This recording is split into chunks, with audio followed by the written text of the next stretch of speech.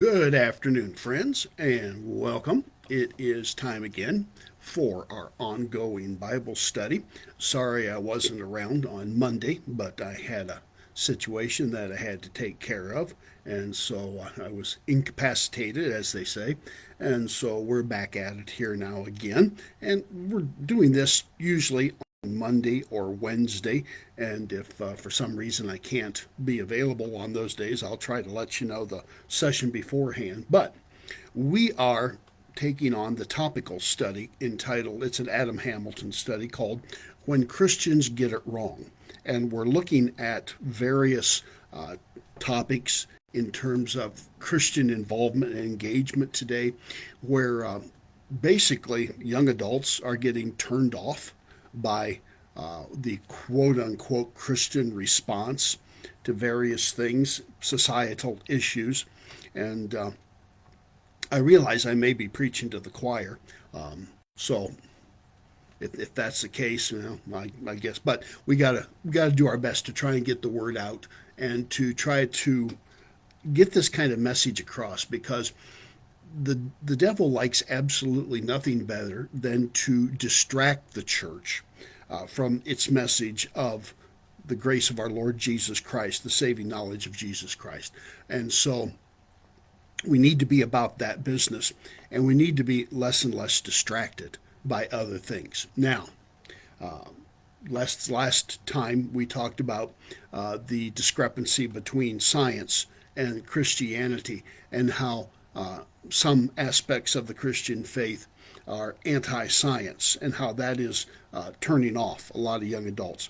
The chapter heading that deals with that in Adam's book also puts science and politics together as something that is also turning off young adults. And politics is certainly a hot topic these days. You cannot, I mean, how many news networks, cable news networks, are there that, they're supposed to be dealing in news, and they do by and large, but most of the news nowadays is politics. And of course, they give you their slant on it. And Christians are heavily involved in politics in this country nowadays. And so let's talk about that. Adam, in his book, tells the story of a young woman who joined his church. And she was of more of what we would call a progressive in terms of her, both her faith and everything else. And she was talking to Adam. He had met her, and her concerns were dealing with things like poverty, education, the environment, compassion for the poor, that type of thing. And she was finding out that her views were not fitting with the church. And the small groups that she was, the people that she was talking to and meeting. And it turns out, at first in talking to her, Adam didn't know that she belonged to his church. And she was talking about how she was meeting people that were saying things that the implication was you can't be a Democrat and be a Christian at the same time. And of course, you can flip that coin as well in terms of people, what they think. And Adam was just really, really concerned about this. And he asked her, well, what church did you join? And she said, well, your church, Church of the Resurrection. Wow. That there are people, and Adam's going, there are people in my church that think you can actually be excluded from heaven because of your political beliefs. And he was having a hard time getting his head around that one, that there were people like that in his church, and he wasn't even aware of it. And it was turning this young woman off. And you see this happening all the time. We say the things that you don't talk about with other people, with your friends, are politics and religion. Those are kind of the taboos. Well, that's not the case so much anymore. It seems like we talk politics all the time. And so the way Christians are engaging in politics on both sides of the aisle now, And I'm not talking as being one who is persuaded to one side or the other in terms of politics. I'm talking about both sides of the aisle. The ways Christians are engaging politically is oftentimes damaging to the Christian faith. I don't think Jesus would fit as either a Republican or a Democrat. I just can't see that.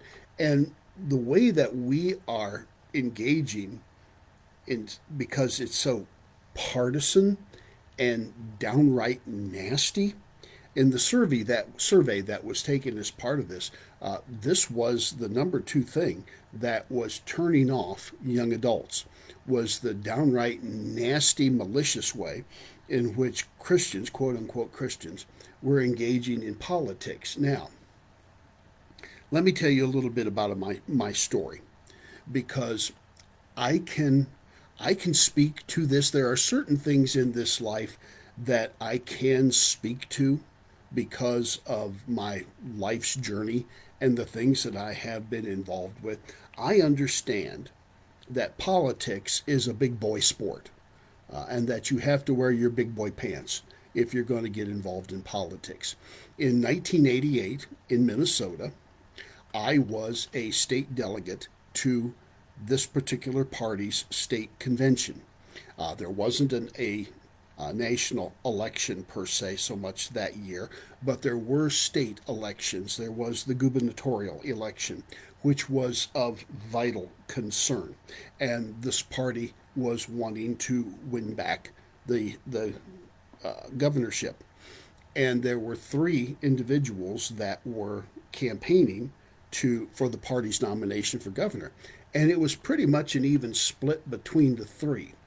I had been elected, and in Minnesota, you got to go through the county and then the district and the regional political get togethers to get elected to the state as a state rep. And I had managed to do that.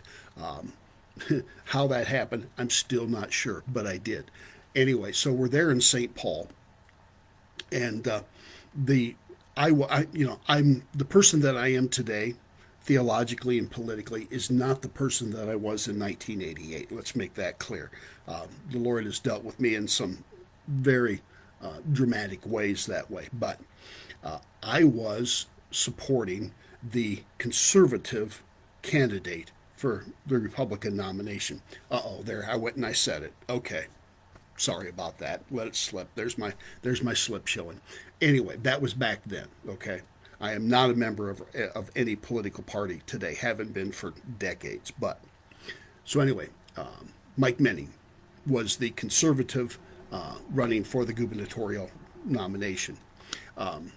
The moderate who was running was the Speaker of the House, an individual of considerable clout, and the one of the two senators for the state of Minnesota was supporting. I've already said Mike Menning, so I might as well use the name. Dave Jennings was the Speaker of the House, Minnesota House, and Rudy. Can't remember Rudy's last name, Plywood, Minnesota. Anyway, was supporting Dave Jennings. I don't remember who the third one was, but and it was a very contested contest, and I somehow became one of the more vocal individuals regarding what was happening and why it was happening. And I wrote, and the senator, Senator Rudy, was funding Dave Jennings' particular campaign for this out of his own political war chest. And I wrote an open letter to the editor of the county newspaper, which somehow got picked up and made the rounds, highly criticizing the senator for that, accusing him of trying to buy the nomination. Oh man, when that got out, that hit the fan, and I was getting phone calls. I got phone calls from former governor, Al Quie called me, former governor of the state of Minnesota. both senators, called me and bent my ear for a half an hour. And Senator Rudy says, I'm not trying to buy the election. I'm entitled to be able to support who I want to support. And I stood firm saying, no, no, not out of your own campaign war chest. You can't be doing that. That's unethical. That's wrong. That's for your own campaign. That's not for somebody else's. And you should be not taking sides in this. You should let the party decide. And round we went. And, I found out that things happen in smoke-filled back rooms, and I stood up on the floor of the convention. I said some things, and Speaker Jennings got up and said some things and said that he was not going to concede. He was going to dig in, and I also said then that that wasn't in the spirit of party unity, and I referred to him in a few ways that I regret now. But and round we go, and there was a lot of pushback towards me, and the conservative caucus at that time backed, basically what I was saying, and they were saying the same thing. A lot of people were, but and in the end, neither one of them got it. Ended up in a compromise, and Cal Ludeman ended up being the party nomination, and he got totally destroyed by Rudy Perpich, who was a two-term Democratic Farmers Labor Union DFL candidate for governor. He came originally from Hibbing and was referred to as the Iron Ranger. But so I have some experience in politics. I know a little bit. I know enough to be dangerous, okay? And I learned enough from that to learn that I didn't want to be part of that anymore, because I saw all the hypocrisy and how money talks and morals walk type of thinking.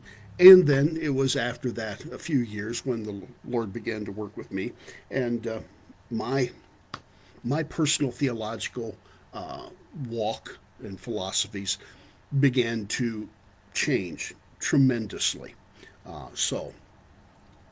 But anyway, I have seen and heard and have directed at me, and have kind of not quite to the level that you see today.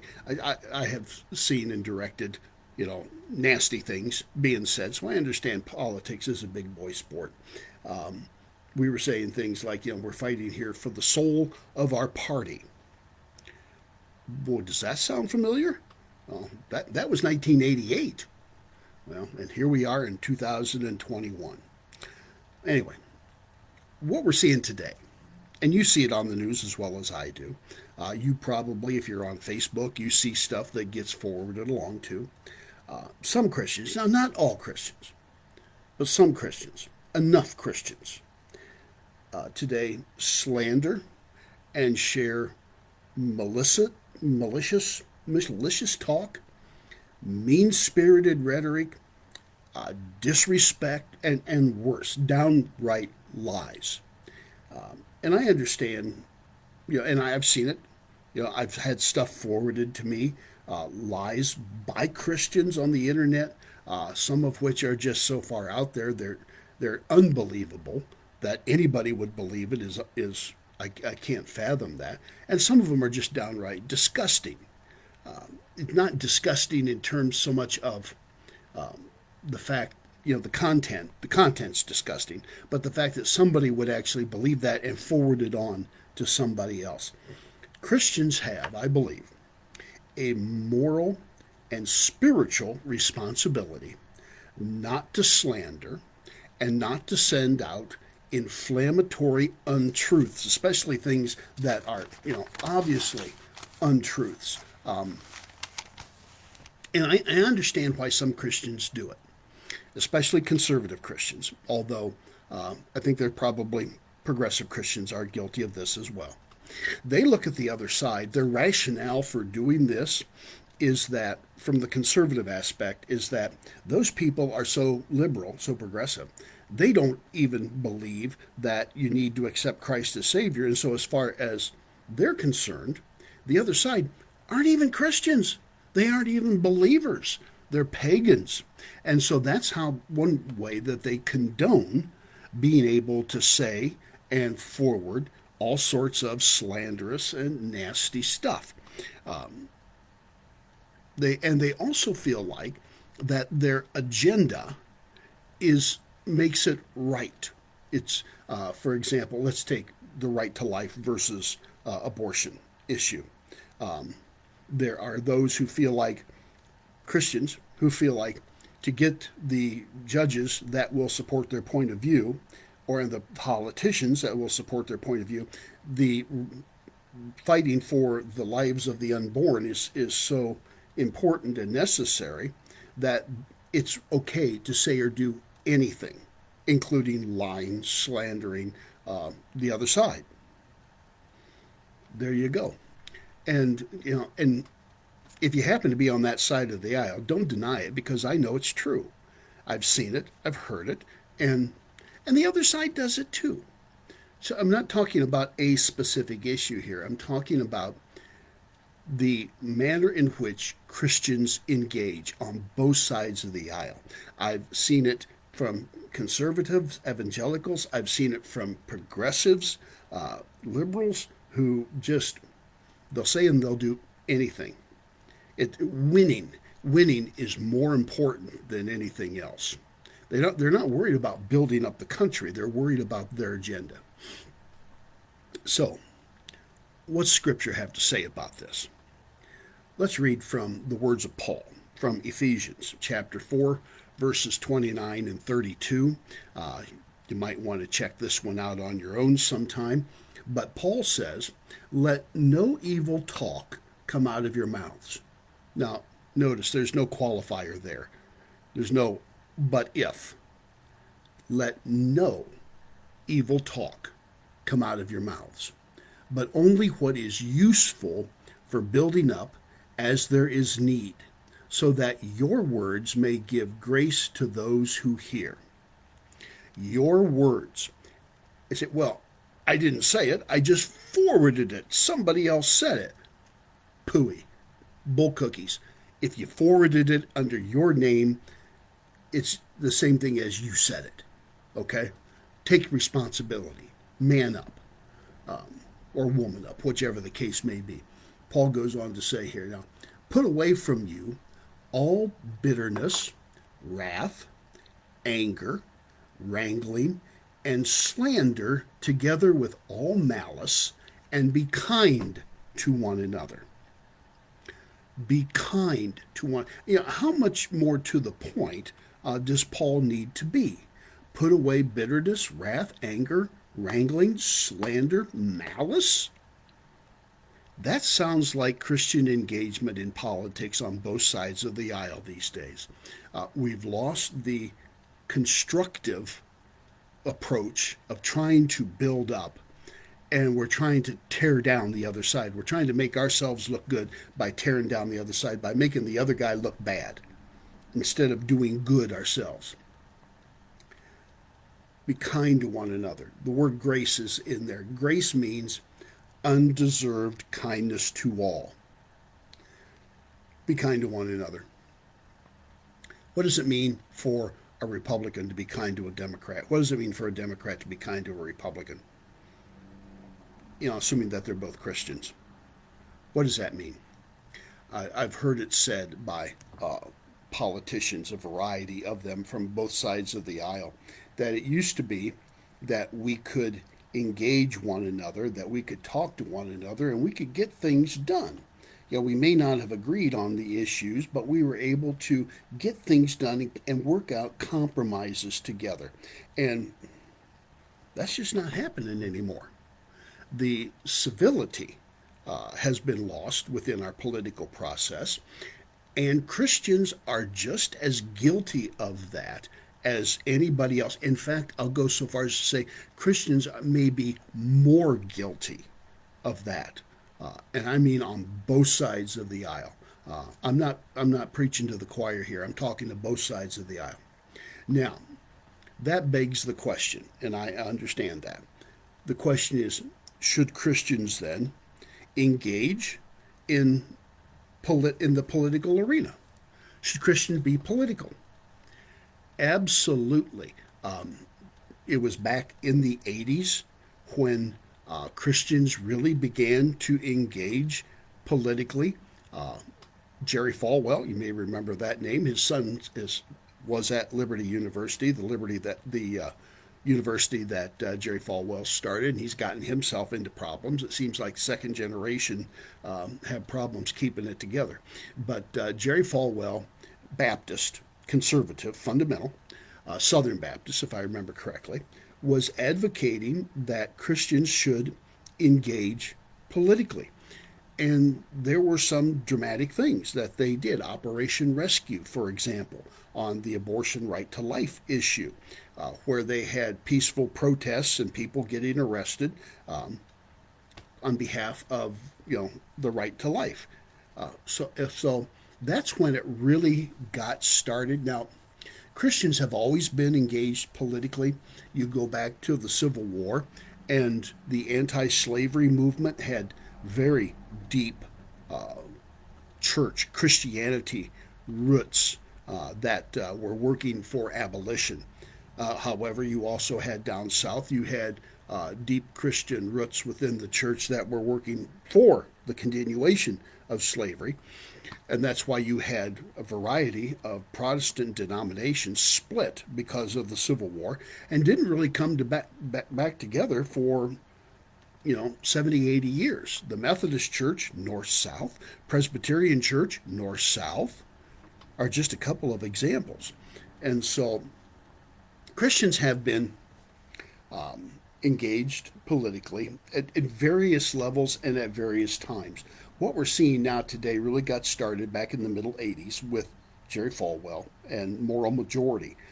And that would have been Ronald Reaganism back then. And it's kind of evolved to the point to where we are now. And yeah, I believe Christians should be engaged in society. And if that means politics, absolutely. Bring your Christian ethics and your morality to the table and engage, but engage in a way that is civil, that is respectful, that shows grace, that shows kindness. Should Christians be involved in civil service? Absolutely. But when we too closely associate our faith with our political party, and that's what's going on in part today. And it's not a good thing at all. Christian nationalism is what it's being called on one side of the aisle, and it's not a good thing. And we'll deal more with that another time, another place. But when we lay aside our Christian ethics and Christians become mean-spirited, slanderous, malicious, not kind, we get it wrong. We get it horribly, horribly wrong.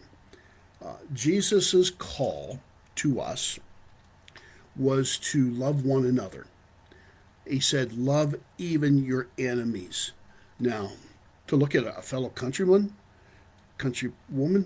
and say, that's my enemy, that's wrong to start up with right off the bat.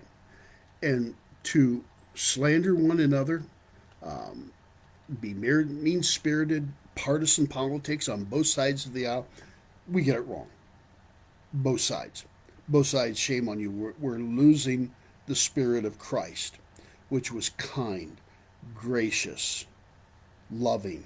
Love your enemies. We are to work for justice, and I realize that takes many forms. We are to work with grace, truth, and love. Those things are to be our identifying characteristics as Christians. Grace, truth, love. In other words, if you're going to pass something on, make doggone well sure that it's true. Not some wildly spinning thing that is, it's being forwarded on by, 10 or 20 times removed. Take some time, quit being intellectually lazy and verify the facts. Verify your information. It's the old, I don't repeat gossip, so listen close the first time. No, that's a bad joke. But we need to work with grace and truth and love, long suffering. That's who we are to be. We are to be kind to one another. Love your neighbor as you would love yourself. Love your enemies. That's the call of Christ. Okay? So that's my 2 cents on Christians engaging in politics. Should you engage? Yes, absolutely. But be civil, be kind, be loving, be gracious in all that you say and do. And most of all, be true, be honest in all that you say and do. Now, that's a good place for us to stop now today. And we'll pick up, again, this is where Christians get it wrong. And we will look at the whole idea of how do we deal with, encounter, and engage with other religions. And by that I mean Judaism, Islam, Hindus, Buddhists, all the great world religions. How do we engage with them as Christians? We'll talk about that then next time. So, in the meantime, thanks for stopping by today. I hope you have a great and wondrous day. I hope the Lord blesses you real good.